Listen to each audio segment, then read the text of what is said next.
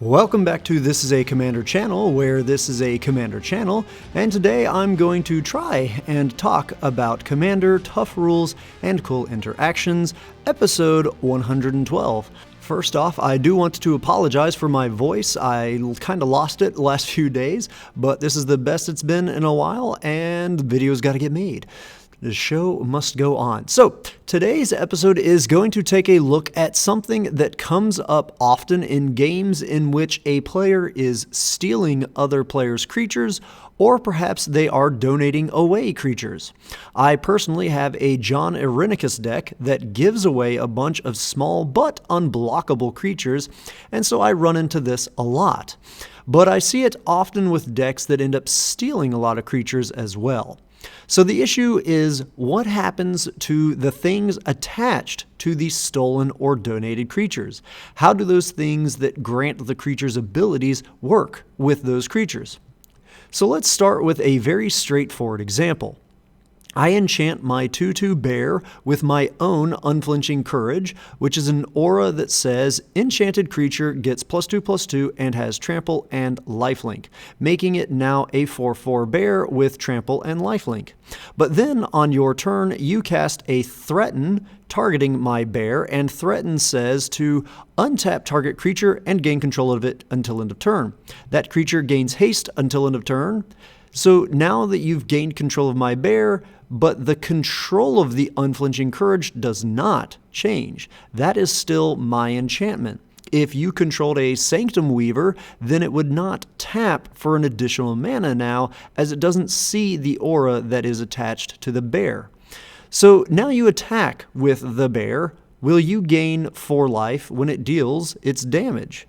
Now, before I answer that one, let's take a look at another scenario. Everything is the same in this scenario as the previous scenario, except that this time the aura on my bear is an Armadillo Cloak, which is an aura that says, enchanted creature gets +2/+2 and has trample. Whenever enchanted creature deals damage, you gain that much life. So now you've threatened my bear and attack with it, and it deals damage again as a 4/4. Will you gain 4 life because of this? Both of these situations look almost identical, but there is a difference in how they will pan out. In the first scenario with Unflinching Courage, you will gain the 4 life. But in the second scenario with the Armadillo Cloak, I, as the owner of the bear and still the controller of the cloak, will be the person that gains the 4 life, even if you attacked me with my own bear. This comes up a lot with equipment as well. Someone gains control of a creature with a Sword of the Animist or a Sword of Hearth and Home equipped to them, and the person who stole the creature thinks that they will be the one that gets to search for a land on attack or damage being dealt. But nope. It's still the controller of those things that are attached to the stolen creature. Slicer decks are notorious for this sort of thing happening, as they pass the slicer around the table to each opponent, and they get triggers for each person forced to attack with the slicer. So why is this? Back to the original 2 auras that I talked about. Why is it that the cloak still gains life for the original bear player, but the Unflinching Courage will gain the life for the person who stole the bear? It's all to do with the wording of the auras or the equipment that they are being attached.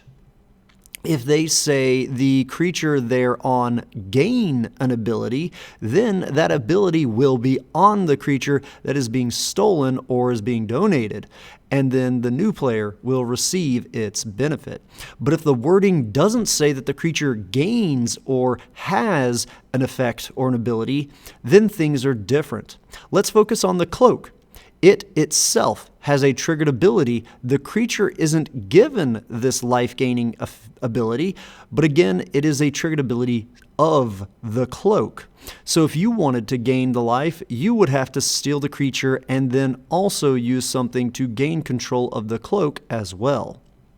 Funny enough, you could just gain control of the cloak even when it's on my bear, and then you'll always gain the life from it, making me probably never attack you with it again, and now also you gain the life when I attack the other opponents, which would be a lot better than just stealing the bear itself and not getting any life gain.